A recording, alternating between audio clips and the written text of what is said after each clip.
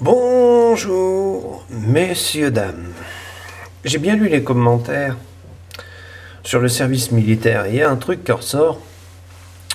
Vous connaissez pas l'histoire américaine. Je vous explique. Comment déterminer ça avec vous?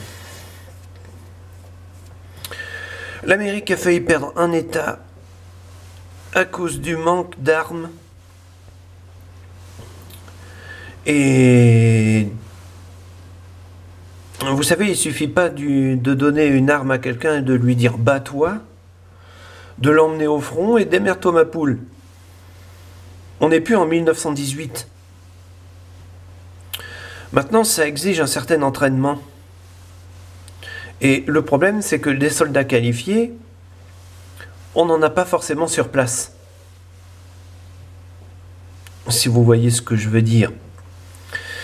C'est ce qui s'est produit pendant la guerre de sécession vis-à-vis des Américains qui ont failli perdre une ville bêtement. J'allais dire tout simplement parce que les villageois n'étaient pas armés et de toute façon ne savaient pas se servir d'une arme. Vous allez me dire, oui, mais Samuel Colt, à ce moment-là, a sorti le Colt. Bon, c'est formidable. En réalité, il l'a sorti bien tard. Mais il l'a fait quand même. Ça a été une évolution majeure en matière d'armes à feu. Bon, je ne vais pas revenir là-dessus. Mais entre le moment où il l'a construit, conçu, mis en place et sur le champ de bataille, il s'est déroulé un certain temps. Entre le moment où on a pu mettre en place une armée confédérée, il s'est passé un certain temps.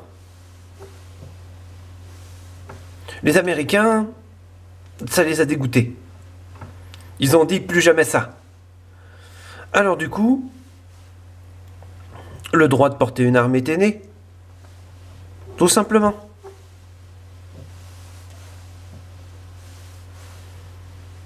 Mal toléré, mal perçu en Europe, ce droit a été. Prenons par exemple, je sais pas moi, la Première Guerre mondiale. On demandait aux chasseurs de venir avec leurs armes. Au début. Et on leur refilait une autre arme complètement différente de celle qu'ils avaient l'habitude d'utiliser. Pendant la deuxième, c'était différent parce qu'il fallait armer les soldats. Soldats qui n'avaient jamais vu une arme de leur vie, je me suis déjà exprimé là-dessus. 200 000 soldats civils se sont rendus l'arme à la main. Une catastrophe. Ils n'avaient pas envie de combattre.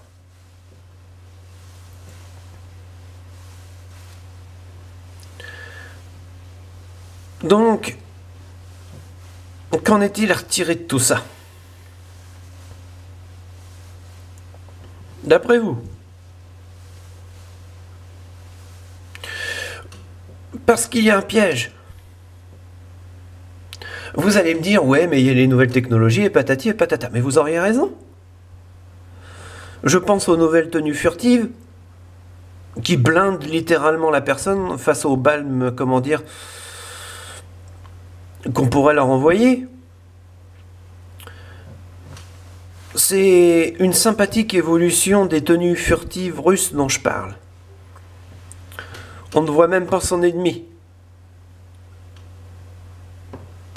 Ça s'appelle avancée masquée, vous me direz. Oui, mais le problème, c'est que, comment dire, des tenues style cuirassier, il y en a toujours eu, il y en aura toujours sur le front. Ensuite, qu'est-ce que nous avons de nouveau? Les armes à plasma américaines. Pourquoi je les cite plutôt que de citer les Français? Parce que ce sont nos alliés, mais un allié peut très bien très vite devenir un ennemi. Ça risque de rendre les armes à feu complètement obsolètes. Tout simplement. Donc maintenant je dis ça, moi, mais je dis rien. Je fais que passer. Est-ce qu'un port d'armes aurait été efficace en France, en cas de guerre?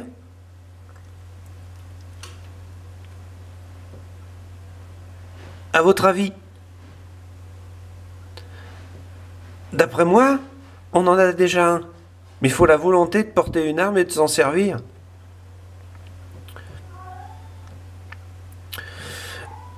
D'un autre côté, enfin, vous comprenez la complexité de la situation française? Nous détestons les armes et la guerre. Nous ne voulons pas la faire. Le problème, c'est qu'à un moment donné de notre existence, nous sommes bien obligés de nous y mettre. Et le problème avec le français, c'est qu'il s'y met trop tard. On a déjà eu 2 invasions allemandes. On a déjà eu pas mal de choses. On a su résister, on a su faire reculer l'ennemi, comment dire, plus loin que nos frontières d'ailleurs. Mais on s'y est mal pris. On a toujours ce problème de défense de notre territoire. Comme si la démocratie était acquise sans qu'on ait à la défendre. C'est tout simplement inacceptable. Et j'en parle au sein de ce tutoriel. Parce que c'est pas ça, mais moi ça me met grave les boules. Tout le monde me critique les Américains dans les pattes, mais les Américains ont une bonne raison d'avoir un port d'armes, même si ces armes dans le futur sont obsolètes. Tout le monde, comment dire, me critique la position russe. Attendez, les Russes sont pas stupides. Ils ont bien vu nos forces et nos faiblesses. Alors du coup, on ferait mieux d'en prendre de la graine et de fabriquer nos tenues furtives nous-mêmes. Tout le monde a vu la situation géostratégique et militaire des nouveaux armements américains.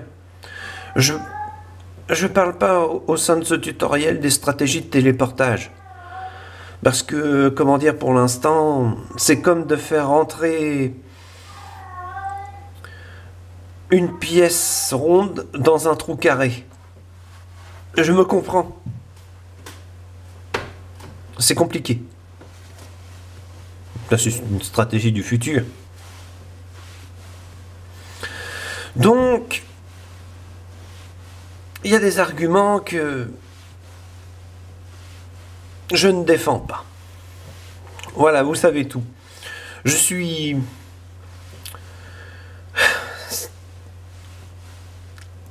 Quand les Américains sont intervenus dans le conflit de la Deuxième Guerre mondiale, ils étaient parfaitement parés et opérationnels, quasiment tous.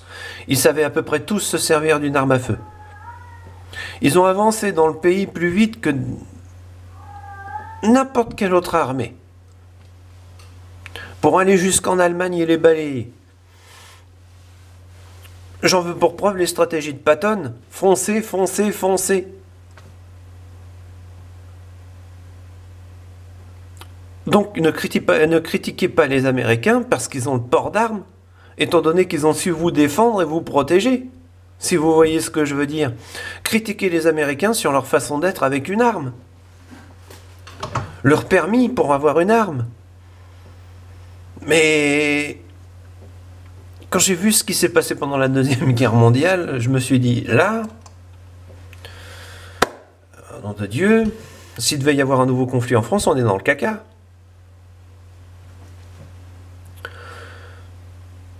Je ne dis pas que les Français n'ont pas de volonté de se battre. Je dis juste qu'on a des gros problèmes avec nos civils. Mais bon, ce n'est que mon point de vue. Donc, en souhaitant une bonne interprétation de ce tutoriel, et en vous souhaitant, il est minuit 24 déjà, la bonne journée, c'était juste pour faire le point avec vous sur les armes à feu.